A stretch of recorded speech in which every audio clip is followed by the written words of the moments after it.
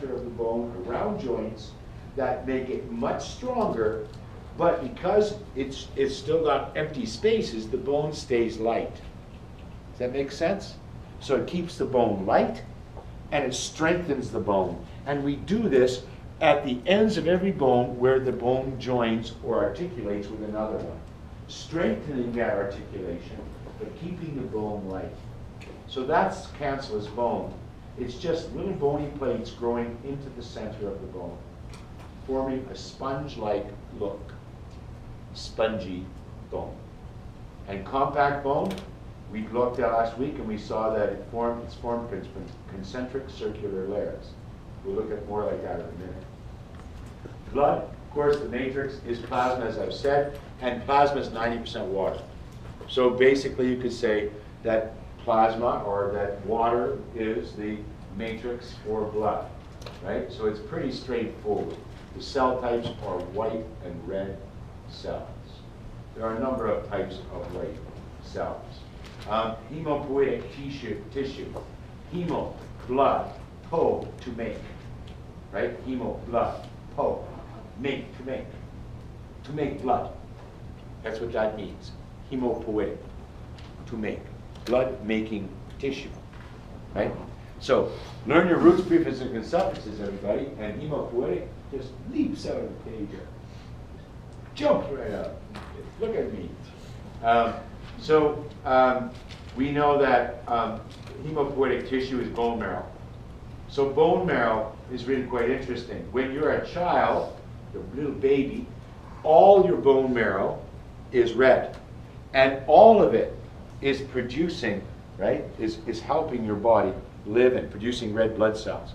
But as you become an adult, only the bones in your axial skeleton, meaning your head, the vertebrae, the ribs, only this part of your body has red marrow. Your limbs produce yellow marrow, and yellow marrow doesn't give rise to blood cells.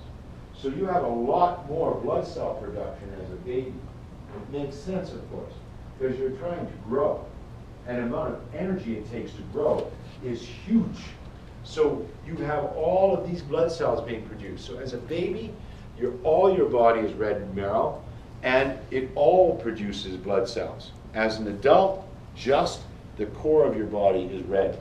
The limbs are yellow and do not produce blood. So hemopoietic tissue is bone marrow. Muscle tissue, skeletal, cardiac, and smooth. We talked about that. We're going to talk a lot about muscle tissue in this course, mostly skeletal and cardiac.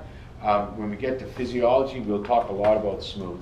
But in this course, we'll talk quite a bit about skeletal and cardiac. We won't talk much about smooth muscle. In physiology, we'll talk quite a bit about smooth muscle. So as far as nervous system goes, we cover the nervous system in detail.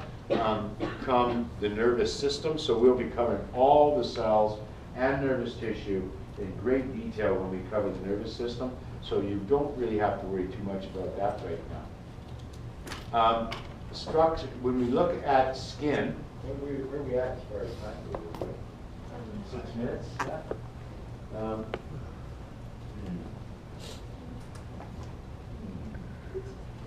I'm only going to talk about just a couple things, and then I'll finish skin off. This is what I want you to understand about skin. The hypodermis is not a layer of skin. The hypodermis is not a layer of skin. I'm telling you this because I can't tell you how often people make this mistake. There are only 2 layers to skin, the epidermis and the dermis.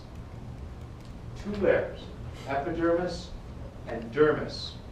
The hypodermal layer is not a layer of skin. That is the basement membrane in which the epithelials attach, right? So the skin itself, actually the epithelials are attaching to the dermis, epidermis attaches to the dermis, and the dermis attaches to the hypodermis. But the hypodermis is not a layer of skin. Hypodermis is the layer that's between muscle and skin, right? So the hypodermis is the layer between muscle and skin. And skin itself is only two layers, the epidermis and the dermis. I give away, I tell you, 50% of people a year for the last 5 years have been losing marks because they keep putting in as, hypodermis is a layer of skin, hypodermis not a layer of skin. What is skin? Skin also includes hair, nails, and glands. And of course, it's protection, it's sensation, temperature regulation, vitamin D production. Now, it assists. Vitamin D is produced in the kidney. But when the sun hits the skin, it sends chemical signals to the liver, which sends chemical signals to the kidney, and the kidney produces the vitamin D. So this is slightly not exactly correct. It assists in vitamin D production. Excretion and immunity. Of course, we excrete things onto skin, and it's the first line defense against viruses and bacteria in the world. So that's it for today, and we'll start up.